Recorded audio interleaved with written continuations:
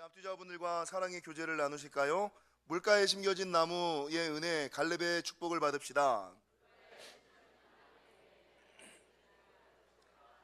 바라는 것은 어떤 상황과 환경 속에서도 영향받지 아니하고 베푸시고 더하시는 하나님의 은혜와 은총이 여러분과 여러분 가정과 생업 가운데 함께 하시기를 주님의 이름으로 간절히 축원합니다. 여러분, 오늘은 하나님이 기뻐하시고 축복하시는 신앙의 10번째 요소 언어 훈련. 지난번에 우리 그 헌신 예배 때 오셨던 장경철 교수님께서 저희 교회 주보를 이렇게 보더니 훈련이라는 단어가 너무나 용서 훈련, 주일 설교가 용서 훈련이었잖아요. 그래서 이 용서 훈련이라는 그 제목을 보더니 목사님 오늘 무슨 설교 하셨어요? 묻더라고요. 그래서 이런 설교했습니다. 그랬더니 목사님 설교 제목이 너무나 탁월합니다. 용서는 훈련해야지만 되는 겁니다. 그냥은 절대 안 되고 훈련해야지만, 연습해야지만 되는 겁니다. 제목을 너무 탁월하게 지으셨습니다. 그러더라고요. 그래서 책에 있는 거 그대로 했습니다. 제가 책에 있는 내용 그대로. 여러분, 우리 교제의 탁월함은 훈련해야지 된다는 거예요. 그러니까 첫째 주의 주제가 경건 훈련이잖아요. 경건에 포커스가 있는 것이 아니라 21일 동안 가장 중요한 포커스가 어디에 있느냐? 여러분, 그 특세 우리 이제 오래 했잖아요. 신앙생활 벌써 몇십 년씩 했잖아요. 모르는 게 어디 있어요? 다 아는 주제고 매년 하는 주제잖아요. 근데 문제는 이 다 알고 있던 주제가 어떤 상황과 맞닥뜨렸을 때, 어떤 문제 가운데 빠졌을 때에 여러분 우리의 영혼을 그 쇼크 상태로 몰아가는 거예요. 그래서 여러분 알기는 찰떡같이 너무나 잘하는데 문제가 터지면 그게 안 되는 거예요. 말이 이쁘게 안 나가는 거예요. 행동이 반응을 하지 않는 거예요. 마음이 흔들리는 거예요. 인생이 바뀌는 거예요. 이게 뭡니까? 몰라서가 아니에요. 뭐가 안 돼서? 내 몸에 여러분 훈련되어 있지 않기 때문에. 그래서 머리로는 아는데 이 몸에 완전히 배어 있지 않기 때문에 경건도 훈련해야지 되고 기도도 훈련해야지 되고 21일을 하는 게 훈련하는 거잖아요. 기도도 훈련해야 되고 찬양도 훈련해야지 되고 금식도 훈련해야지 되고. 근데 훈련이라는 주제 가운데 가장 훈련이라는 단어가 잘 어울리는 것이 오늘 주제 언어 훈련, 입술 훈련이 아닐까라는 생각을 합니다. 이 언어 훈련, 입술 훈련, 여러분 성경은 성도의 입술과 언어가 얼마나 중요한지를 아주 요소 많은 곳에서 말씀하고 있습니다. 잠언 18장 21절에 보니까 죽고 사는 것이 혀의 권세에 달렸다. 내가 죽고 사는 것이 혀의 권세, 그러니까 내가 말하는 대로 산다는 거예요. 죽고 사는 것이 혀의 권세에 달렸다. 왜 그러냐면 이사야 57장 19절에 보니까 우리 하나님은 입술의 열매를 창조하시는 하나님이시다. 그러니까 네가 말한 대로 죽겠다 그럼 죽는 거예요. 살겠다 그럼 사는 거예요. 부정적으로 말하면 부정의 인생을 사는 거예요. 긍정적으로 말하면 긍정의 문이 열리는 거예요. 야고보서 3장 2절은 그래서 말에 실수가 없는 자는 온전한 자다. 온전한 자의 최고봉은 입술의 훈련이 돼 있는 사람. 입술의 훈련이 돼 있는 사람, 온전한 자. 그렇기 때문에 시편 141편 3절은 입술에 파수꾼을 세우라. 나오는 대로 말하지 말고, 생각나는 대로 말하지 말고, 떠오르는 대로 말하지 말고 좀 생각하면서 말해야지 된다. 그래서 여러분 에베소서 4장 29절은 성도들에게 뭐라고 얘기하고 있냐면요, 무릇 더러운 말은 너희 입 밖으로도 내지 말고 오직 덕을 세우는 데 소용되는 선한 말을 하여. 성도가요 덕을 세우는 데에 소용되는 선한 말을 하는 게 성도지. 죽이는 일, 가르는 일, 찢는 일, 정죄하는 일, 덕을 세우지 못하는, 교회를 허무는 이런 말을 해서는 안 된다. 성도는 덕을 세우는 데 소용되는 선한 말을 하여 듣는 자에게 은혜를 끼치라. 그러니까 듣는 사람이 그 얘기를 들을 때 좀 은혜가 돼야지 마음이 불편하고 같이 이렇게 나가는 선한 말을 해라. 덕을 세우는 선한 말을 하여 은혜를 끼쳐야지 된다라고 에베소서 4장 29절은 말씀하고 있고, 동일하게 에베소서 5장 4절은 뭐라고 말씀하고 있느냐, 누추함과 어리석은 말이나 희롱의 말이 마땅치 아니하니. 그러니까 어리석인 말이나 농담 이런 것들, 툭툭 던지는 말 이런 것들이 합당하지 아니하니 돌이켜 감사하는 말을 하라. 그러니까 성도가 해야 되는 말은 뭐예요? 덕을 세우는 은혜를 끼치는 선한 말, 덕을 끼치고 은혜를 끼치는 선한 말을 해야지 되고, 여러분 감사의 말을 해야지 된다라고 말하고 있어요. 어제 우연찮게 이제 영화를 봤더니, 영화를 한 편 봤는데 그게 어제 개봉한 영화더라고요. 무슨 영화냐면 말모이라는 영화를 봤어요. 말모이 어제 개봉했더라고요. 말모이라는 영화를 봤는데 여러분 자녀들에게 꼭 보여주시기를. 이게 무슨 내용이냐면 일제강점기 당시에 일제가 한국인의 얼과 혼을, 생명과 정신을 죽이기 위하여 어떤 작업을 하냐면, 여러분 조선의 말과 글을 없애는 일을 하는 거예요. 그러니까 한국인의 정신을 없애기 위하여, 한국인의 얼과 혼을 없애기 위하여 일제가 끈질기게 하는 작업이 뭐냐? 한국말, 조선어와 조선말을 없애는 거예요. 그래서 모든 학교에서는 한국말을 못하게 하고 일본말을 하게 하고, 모든 글은 한글을 없애는. 그래서 한국에 유일하게 있었던 그 당시의 단체가 뭐냐면 조선어학회. 이거 스폰가? 영화를 미리 보기. 조선어학회라는 단체가 조선어 사전을 만드는 거예요. 그런데 일본이 어떻게 하든지 간에 한국말을 없애려고 이 조선어학회를 탄압하는, 조선어 말이 사라지게끔 만드는, 그리고 반면에 이 조선의 얼과 혼을 지키기 위하여 끝까지 한국말을 연구하고 탐구하는 중에 생기는 에피소드, 이게 여러분 어제 그 말모이라는 영화의 주제더라고요. 근데 그 영화를 보던 중에 여러분 이 말에서 반복되는, 2번 반복되는 단어가 있어요. 그게 뭐냐? 말은 정신이고 글은 정신을 담는 그릇이다. 말은 정신이고 글은 생명이다. 이 말이 2번 반복돼요. 말은 정신이고 글은 생명이다. 말은 정신이고 글은 정신을 담는 그릇이다. 이게 한 번 앞에 부분 뒤에 부분에 나와요. 여러분 왜 일제가 이 일을 했을까요? 말이라는 것이, 제가 그 영화를 보면서 그 말이 너무 나와가지고 이렇게 숙여가지고 거기다가 메모를, 오늘 주제랑 얼마나 그렇게 잘 맞아요. 그리고 이 스마트폰 화면 줄여가면서 밑에서 메모를 이렇게 해놔서, 여러분 언어 훈련이죠. 언어 훈련. 여러분 일제가 사단과 세상을 상징하고, 그리스도인, 조선말이 그리스도인의 언어 훈련, 입술 훈련을 생각한다. 사단이 우리 성도들에게 끊임없이 그리스도인으로서의 정체성을 잃어버리게 하는 말이 뭐예요? 끊임없이 세상 말을 하게끔 만드는 거예요. 끊임없이 부정적인 말을 하게 만드는 거예요. 끊임없이 더러운 말을 하게 만드는 거예요. 가르는 말을 하는 거예요. 찢기는 말을 하는 거예요. 그래서 맨 처음에는 그냥 가벼운 불평, 원망으로 시작했다가 이것이 하나님 나라를 망가뜨려 버리는, 나의 정체성을 잃어버릴 뿐만 아니라 여러분 교회를 어렵게 하고 하나님 나라를 망하게 하는, 그래서 아예 성도가 이 땅에서 살아가지 못하게끔 만드는 그런 사단의 전략. 일제가 그렇게 치열하게 말과 글을 없애려고 했던 것과 같이 사단은 끊임없이 성도들의 입술을 장난질을 하여 교회를 회방하고 하나님 나라를 망가뜨려 버린다는 거죠.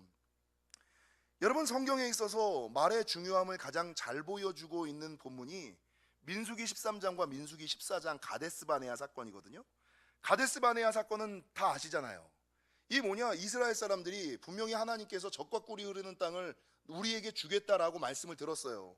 그리고 그 가나안 땅을 점령하기 전에 이스라엘의 12명의 정탐꾼들, 지파장들이 그 땅을 정탐하잖아요. 근데 정탐하고 돌아왔는데 여러분 10명의 사람들은 성경에 보니까 뭐라고 증거하느냐? 민수기 14장을 한번 보실까요? 민수기 14장을 보니까 13장과 14장에 보니까 여러분 10명의 사람들은 그 땅에 대하여 악평하였다 이렇게 얘기를 하고 있어요. 여러분 사실을 이야기한 거예요. 사실을 이야기하였고 부정적으로 이야기한 거였고 악평하였다 이렇게 성경은 증거하거든요. 악평하였다. 근데 2명 오직 눈의 아들 여호수아와 갈렙은 뭐라 그래요? 여러분 긍정의 눈으로 그걸 바라본 거예요. 그 호평한 거예요. 어떤 사람은 부정의 눈, 사실을 이야기하고 악평하였는가 하면, 어떤 사람은 긍정의 눈으로 보고 여러분 호평을 하며 약속, 믿음의 말로, 믿음의 글로 나아간 거예요. 여러분 결과가 어떻게 됐는지 아세요? 그 결과가 민수기 14장 26절 이하에 나오는데, 민수기 14장 26절 이하를 보세요. 여호와께서 모세와 아론에게 말씀하여 이르시되 나를 원망하는 이 악한 회중에게 내가 어느 때까지 참으랴? 이스라엘 자손이 나를 향하여 원망하는 바 그 원망하는 말을 내가 들었노라. 여러분, 부정의 눈으로 보는 거예요. 사실을 이야기한 거예요. 여러분, 악평한 거예요. 그 말을 내가 들었노라. 26, 28절 그들에게 이르기를 여호와의 말씀에 내 삶을 두고 맹세하노라. 너희, 하나님이 맹세하시는 거예요. 맹세하지 말라 그러셨던 그 하나님이 뭐라고 맹세하시냐면 너희 말이 내 귀에 들린 대로 내가 너희에게 그대로 행하리라. 너희 말이 내 귀에 들린 대로 내가 그대로 내가 너희에게 행하리니 29절부터 아주 무서운 말씀이 나와요. 너희 시체가 이 광야에 엎드러질 것이라. 너희 중에서 20세 이상으로서 계수된 자 곧 나를 원망한 자 전부가 여분네의 아들 갈렙과 눈의 아들 여호수아 외에는 내가 맹세하여 너희에게 살게 하리라 한 땅에 결단코 들어가지 못하리라. 불평하고 원망하고 사실을 이야기하고 악평하고 부정의 눈으로 이야기했던 사람들, 여러분, 눈의 아들 여호수아와 갈렙을 제외하고 아무도 가나안 땅에 들어가지 못해요. 더 넘어가서 뭐라고 증거합니까? 31절 너희가 사로잡히겠다고 말하던 너희의 유아들은 내가 인도하여 드리리니 그들은 너희가 싫어하던 땅을 보려니와 너희의 시체는 이 광야에 엎드러질 것이라. 죽임당하는 인생. 33절 너희의 자녀들은 너희 반역한 죄를 지고 너희의 시체가 광야에서 소멸되기까지 40년을 광야에서 방황하는 자가 되리라. 내가 원망하고 내가 사실을 이야기하고 내가 악평하였더니 누가 유리해요? 누가 방황해요? 내 자녀가 가나안 땅에 들어가야 되는데 내가 죽기까지, 내 죄가 씻기기까지 40년을 광야에서 유리하는 인생을 살아요. 여러분, 34절을 보십시오. 너희는 그 땅을 정탐한 날수인 40일의 하루를 1년으로 쳐서 그 40년간 너희의 죄악을 담당할지니 너희는 그제서야 내가 싫어하면 어떻게 되는지를 알리라. 그러니까 하나님이 이 부정적으로 이야기하는 거, 믿음의 말 안 하고 사실을 이야기하는 거, 악평하는 거를 얼마나 싫어하시는지를 이 민수기 14장 가데스바네아 사건을 통하여 보여주시는 거예요. 여러분, 특별한 죄 지은 거 아니에요. 여러분, 옆 사람이랑 인사하겠습니다. 그놈의 입이 방정입니다. 여러분, 신앙에 어그러지는 이유는요 별거 없어요. 나는 사실을 이야기한대. 여러분, 사실을 이야기했잖아요. 가나안 땅에 안악자손이 삽니다. 여러분, 사실을 이야기했거든요. 자기 생각을 이야기한 거예요. 그런데 하나님께서 그 말을 들으시고 그렇게 얘기하셨던 거예요. 더 넘어가서 성경은 뭐라고 말씀하고 있냐면 35절 나 여호와가 말하였거니와 모여 나를 거역하는 이 악한 온 회중에게 내가 반드시 이같이 행하리니 그들이 이 광야에서 소멸되어 거기서 죽으리라. 그래서 여러분, 제가 자주 얘기하지만 내 주변에 항상 부정적인 사람, 악평하는 사람 있잖아요. 그 사람 옆에 있으시면 안 돼요. 고라와 같이 죽어요. 같이. 오늘 본문 35절을 보세요. 나를 거역하는 이 악한 온 회중에게 반드시 이같이 말하리니 이 뭡니까? 소멸되어 죽으리라. 소멸되어 거기서 죽으리라. 회중들 함께 어울려 있는 내가 여러분, 정탐꾼은 10명이었잖아요. 누가 죽었어요? 그 얘기를 듣고 함께 불평했던 사람들이, 이스라엘 백성들이 다 죽어버리는 거예요. 여러분, 고라가 반역했잖아요. 근데 고라의 집안과 소유가 다 죽어버리는 거예요. 여러분, 좀 인간관계가 힘드셔도 누군가가 부정한 이야기를 하고 불평의 이야기를 하고 원망의 이야기를 하면 그 사람과의 관계를 생각해서 그 얘기 들어주는 사람 있잖아요. 함께 고개 끄덕여주는 사람들 있잖아요. 맞장구 쳐주는 사람 있잖아요. 자기는 마음에 그러지 않아도 이 그룹의 분위기가 그러니까 같이 맞장구 치고 들어주고, 그래도 그 목사님 그 얘기는 들어줘야 되잖아요. 그 얘기 들어주고 고개 끄덕여주고 맞장구 쳐주고, 더 나아가서는 함께 욕하는 사람들, 여러분, 이거 끊으셔야 돼요. 함께 망합니다. 함께 죽어요. 그럼 어떻게 해야 돼요? 그럼 그냥 그 자리를 뜨시든가, 여러분, 일어서는 그 자리를 뜨시든가, 아니면 집사님 그만하시죠. 구역 모임이 제일 문제예요. 구역 모임 맨날 그 구역 예배 은혜롭게 드리고 나서 끝에 차 마시는 모임이 좀 길어지고 나면 하는 말이 꼭 그 교회 집사 욕하는 일. 그래서 여러분, 구역 모임은 예배 끝나고 나 30분 안에 다 흩어져야 돼요. 이게 구역 모임의 원칙이에요. 원칙. 이게 다 여기서 오는 거예요. 성경은 그렇게 증거하고 있어요. 36절과 37절과 38절을 보세요. 모세의 보냄을 받고 땅을 정탐하고 돌아와서 그 땅을 악평하여 온 회중이 모세를 원망하게 한 사람 곧 그 땅에 대하여 악평한 자들은 여호와 앞에서 재앙으로 죽었고, 그러니까 말한 첫사람은 재앙으로 죽었고 그 말에 동조하고 들어줬던 사람들, 맞장구 쳤던 사람들은 가나안 땅에 들어가지 못했어요. 그래서 여러분, 제가 좀 하잖아요. 그런 얘기 들으면요, 하나님 앞에 와가지고 그렇게 옛날에 그 누구 백이 숙제가 그랬다는 것처럼 뭐 더러운 얘기 들으면 귀로 물을 씻었잖아요. 에이, 더러운 소리 들었네. 에이, 안 좋은 소리 들었네. 여러분, 그리스도의 보혈로 귀를 씻으셔야 돼요.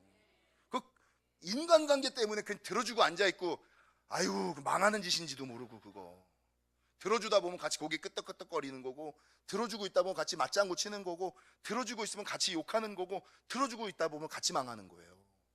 이게 교회 안에서 모든 교인들과 성도들이 가지고 있는 가장 안 좋은, 이게 죄인 줄. 여러분, 민수기 13장 14장을 보고 가데스 바네아 가나안 땅에 못 들어간 이유가 이거예요. 38절, 그 땅에 정탐하러 갔던 사람들 중에서 오직 눈의 아들 여호수아와 여분네의 아들 갈렙은 생존하니라. 여러분, 2019년 우리가 특세 기간 동안에 끝까지 외치는 구호가 뭐예요? 물가에 심겨진 나무의 은혜, 갈렙의 축복이잖아요. 물가에 심겨진 나무의 은혜라는 것은 무엇입니까? 여러분, 더위가 올지라도 두려워하지 않은, 남들은 불황이라 그러는데, 남들은 힘든 시대라 그러는데, 여전히 나는 더위를 두려워하지 아니하고 걱정 없이 열매가 그치지 않는 삶. 갈렙의 축복이 뭐예요? 나이가 85세임에도 불구하고 여전히 강건하여. 남들은 힘들고 어렵고 죽어간다 그러는데 나는 여전히 강건하여 무엇을 차지해요? 저 헤브론 산지를 차지하는 축복. 여러분이 갈렙의 축복을 받을 수 있었던 비결이 뭐예요? 그 출발이 뭐예요? 갈렙은 뭐가 됐어요?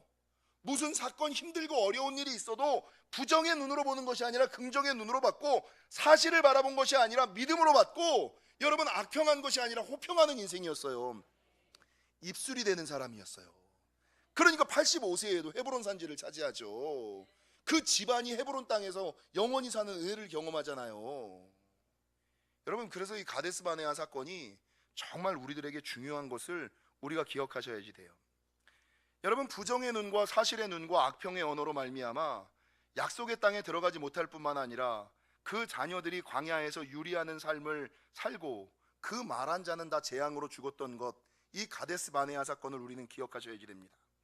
반면에 긍정의 눈과 믿음의 눈과 호평의 언어를 사용했던 눈의 아들 여호수아와 갈렙은 그 어려운 환경 가운데서도 생존하고 마침내 가나안 땅에 들어갈 뿐만 아니라 헤브론 산지, 아무도 차지할 수 없었던 헤브론 산지를 차지하는 축복이 있었음을 기억하시고, 여러분, 덕을 세우는, 은혜를 끼치는 선한 말, 감사의 말을 하시는 저와 여러분이 되시기를, 입술을 연 언어 훈련하시는 저와 여러분이 되시기를 주님의 이름으로 간절히 축원합니다.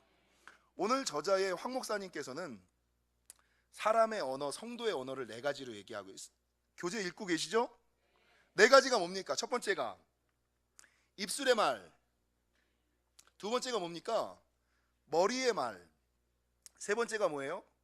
가슴의 말, 네 번째가 뭐예요? 책들을 안 읽으시나 보다. 영혼의 말. 여러분, 지금 앞에 했던 설교는 책에 전혀 없는 설교예요. 책에 있는 내용은 제가 설교하지 않고 제가 하는 설교는 책에 없어요. 사람의 언어는, 성도의 언어는 네 가지가 있다.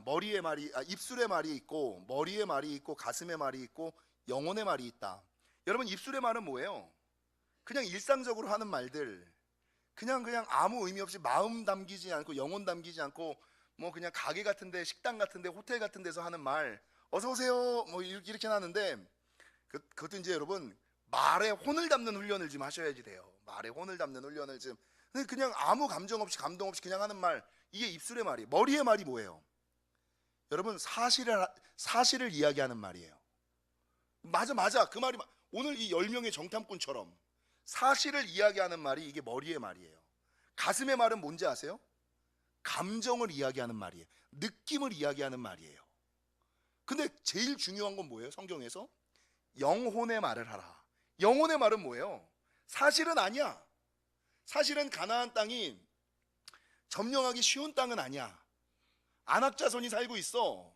우리는 메뚜기와 같아. 아이, 그걸 누가 모르냐고. 이게 사실의 말이에요. 이 10명의 정탐꾼들이 했던 말은 사실의 말을 한 거예요.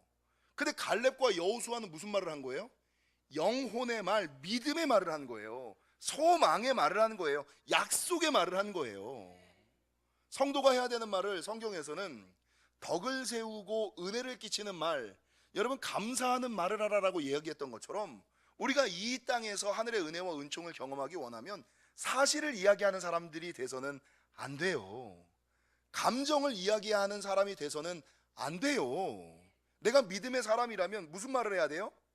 영혼의 말, 믿음의 말, 약속의 말, 축복의 말, 이런 말을 하셔야지 돼요. 사실인데, 에이, 사실이라도 10명이 여러분 재앙으로 죽고 그 자녀까지도 유리방황했잖아요. 감정이라고, 느낌이라고, 아, 이건 감정이고 느낌이죠. 믿는 사람들에게 하나님이 요구하시는 건 뭐예요? 덕을 세우는 말, 은혜를 끼치는 말, 감사하는 말만 하라니까요. 소망의 말, 약속의 말 하라니까요. 그래서 여러분, 중요한 것은요, 맨날 자기도 모르게 부정으로 생각하는 사람들이 있어요. 부정적으로 항상 삐딱하게, 항상 부정적으로 삐딱하게. 여러분, 이거 안 고치시면 복이 안 열려요. 이걸 안 고치시면, 그래서 입으로 계속 긍정을 이야기하고 소망을 이야기하고 미래를 이야기해야 돼요. 여러분, 언어에 관련된 설교는 너무나 많아요. 말의 종류가 너무나 많죠. 겉말, 겉으로 하는 말, 이게 이제 입술의 말이에요. 겉말, 뒷말, 속말. 겉으로는 집사님 괜찮아요. 근데 안에서는 두고 보자. 이게 속말이잖아요. 앞으로는 집사님 괜찮아요. 이거는 겉말이고, 속으로는 두고 보자. 이게 속말이에요. 뒷말은 뭐예요? 야, 그 집사 말이야 내가. 돌리는 말, 뒷말. 빈말. 여러분, 뭐 입술의 말, 머리의 말, 영혼의 말, 나쁜 말, 부정의 말 너무나 많아요. 말의 종류는 너무나 많아요. 성경에서는 우리에게 덕을 세우는 말, 은혜를 끼치는 말, 감사하는 말, 선한 말, 좋은 말, 긍정의 말, 하늘의 말, 약속의 말, 믿음의 말, 이런 말 하라고 말씀하고 계시니, 여러분 축복의 말 하시고 믿음의 말 하시고 성경의 말 하시는, 그래서 여러분 온전한 신앙의 사람들, 이게 제일 어려워요. 이게 제일, 입술을 연하는, 요즘에 제가 어제 그제 히트를 쳤다며요. 설교 가운데 설교를 잘 들으신 분들은 제가 뭐 제 신앙의 약점, 설교의 약점이긴 하지만 제가 단어를 잘못 선택한다며. 어제 제가 3번 실수한 단어가 있었다며. 뭐예요? 떡두마리. 아세요? 설교를 안 들으신 분들은 잘 모르는 거야. 내가 이거 강단에서 잘 똑바로 얘기를 해도 모르고 틀리게 얘기를 해도 그 말이 뭔 말인지도 모르고 그냥 가는 거야. 어저께 제가 오병이어를 얘기할 때 물고기 5마리, 떡 2마리 이렇게 3번을 실수를 했다며요. 저도 입술 훈련이 안 된 거예요. 설교 정제가 안 된 거예요. 특세가 힘들어요.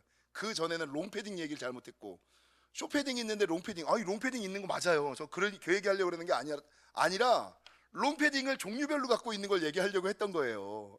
대충 이해하시죠? 정 목사 그러려니 생각하시고 감안하고 들으셔야 돼요.